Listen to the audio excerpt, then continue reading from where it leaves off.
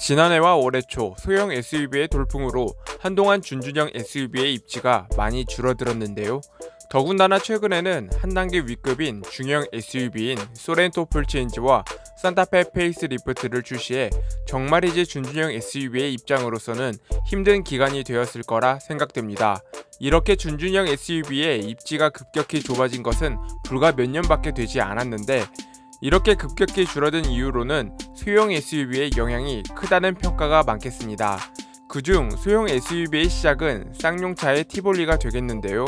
출시 첫 해인 2015년 4만 5천여 대의 판매 대수를 기록하며 큰 돌풍을 일으켰습니다. 이렇게 티볼리 덕분에 쌍용자동차의 주가뿐만이 아니라 매출까지 톡톡히 올려 쌍용자동차의 신의 한 수라는 평가를 받고 있습니다.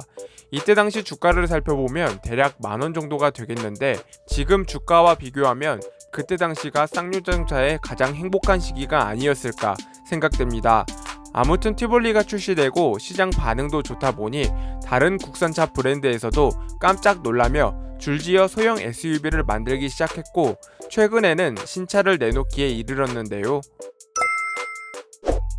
하지만 최근까지도 대형 SUV와 소형 SUV의 시장의 인기와 더불어 중형 SUV도 비좁은 SUV 시장의 틈을 노리고 있기 때문에 곧 출시 예정인 투싼 풀체인지의 부담감은 상당할 수밖에 없을 것이라 생각됩니다. 물론 외관 디자인과 실내 디자인의 변화로 이미 많은 분들의 주목을 받아왔었고, 최근에는 곧 출시 예정인 투싼 풀체인지의 실내 티저 이미지가 공개되어 큰 이슈가 되었는데요.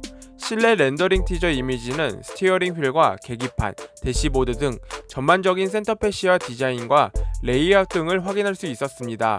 게다가 많은 사람들이 실내 티저 이미지를 보고 그대로 현대차 측에서 공개한 것으로 오해할 정도로 렌더링의 완성도가 상당히 높았는데요. 알고 보니 해당 렌더링은 현대차에서 공개한 공식 렌더링 이미지가 아닌 한 네티즌이 그린 실내 렌더링 예상도였고, 상당한 수준급의 실력에 많은 분들이 오해했던 것으로 결론이 났습니다. 결국 재미있는 해프닝으로 마무리가 되었는데요. 하지만 공식 렌더링 이미지는 아니었지만 어느 정도 신형 투싼의 실내 디자인에 대해서 예상할 수 있는 기회가 되지 않았을까 생각이 듭니다. 이번 해프닝을 통해 가장 주목받았던 것은 센터페시아의 구성이 되겠는데요. 신형 투싼의 센터페시아는 플로팅 타입의 디자인을 보여주는데, 상단에서는 에어컨 송풍구를 수평으로 배치했으며 중앙에는 약 10.25인치 크기의 인포테인먼트 디스플레이가 위치해 있겠습니다. 물론 10.25인치 크기의 인포테인먼트 디스플레이 말고도 좀 더 작은 8인치 크기의 인포테인먼트 디스플레이가 적용될 것으로도 알려졌는데요. 본론으로 돌아와 센터페시아와 함께 T자 형태로 구성된 대시보드는 1열 도어 트림과 자연스럽게 연결돼 실내를 감싸는 듯한 느낌을 주는데, 앞서 출시한 아반떼와 추구하는 방향은 같은 것으로 보여집니다. 물론 클러스터와 인포테인먼트 시스템이 마치 하나로 이어져 있는 듯한 모습을 최근 현대차에서 열심히 밀고 있는데, 이번 투싼에서는 그런 모습을 찾아볼 수 없었습니다. 오히려 풀체인지를 앞둔 타사 브랜드의 실내 센터페시아와도 유사한 점이 많아 보였습니다.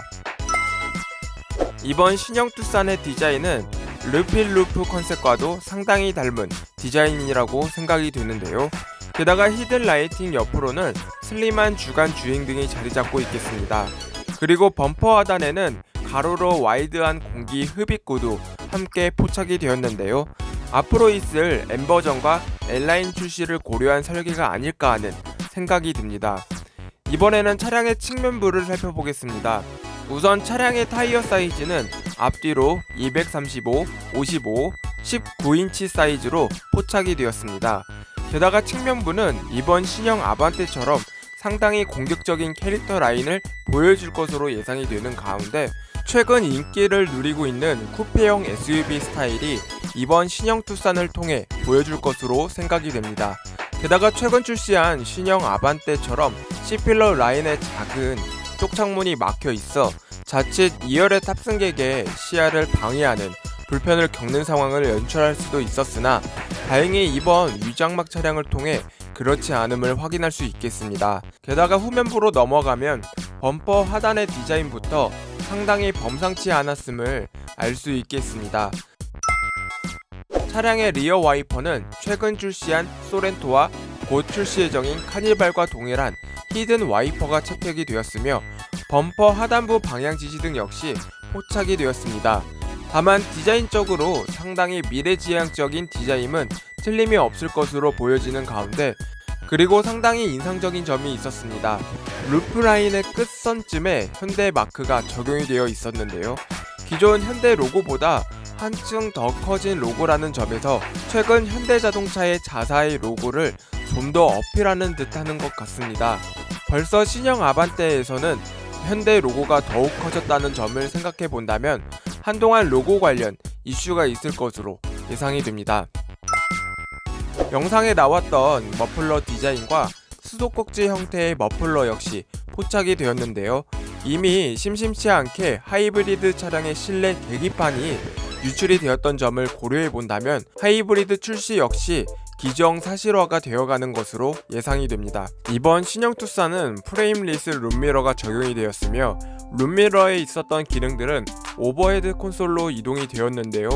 오버헤드 콘솔은 최신 차량들에게 봤던 기능들이 대거 적용이 되어 있었음을 알 수 있겠습니다. 제네시스 G80의 오버헤드 콘솔 기능들 뿐만이 아니라 새로운 신규 기능 버튼 역시 보여지는데 구체적인 어떤 기능을 할지 대해서는 알 수 없겠습니다.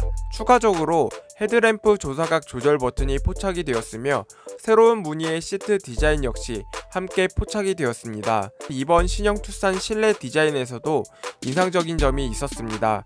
공조 라인부터 1열 도어 라인 그리고 2열 도어 라인까지 하나의 라인으로 쭉 이어지는 듯한 느낌을 준다는 점이 정말 인상적이었습니다.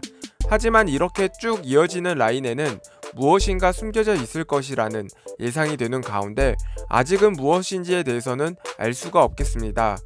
그리고 2열 시트는 열선 시트가 적용이 되었습니다.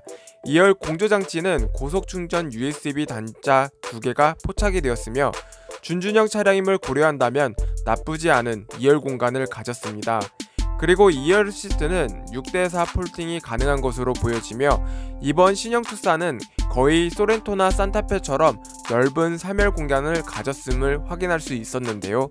다만 확실히 추구하는 방향이 다르기 때문에 3열에는 컵홀더나 다른 3열 탑승객을 위한 장치들은 찾아볼 수 없었습니다. 단순히 넓은 트렁크 공간을 통해 보다 많은 짐을 효율적으로 실을 수 있을 것으로 보여집니다. 오늘은 신형 투싼 소식을 전해드렸습니다. 신차 소식을 전하기에 앞서 여러 방면에서 다양한 루트를 통해 분석과 비교 그리고 새로운 것에 대해서 면밀히 살펴보고 있습니다. 그렇기 때문에 신차 소식이 다소 늦어지는 점이 있습니다. 그렇지만 앞으로도 신형 차량들 관련 소식을 전해드릴 수 있도록 노력하겠습니다. 그렇기 때문에 보다 많은 관심 부탁드립니다. 보다 많은 자동차 소식이 궁금하시다면 구독과 좋아요 잊지 말고 꼭 눌러주시면 감사하겠습니다.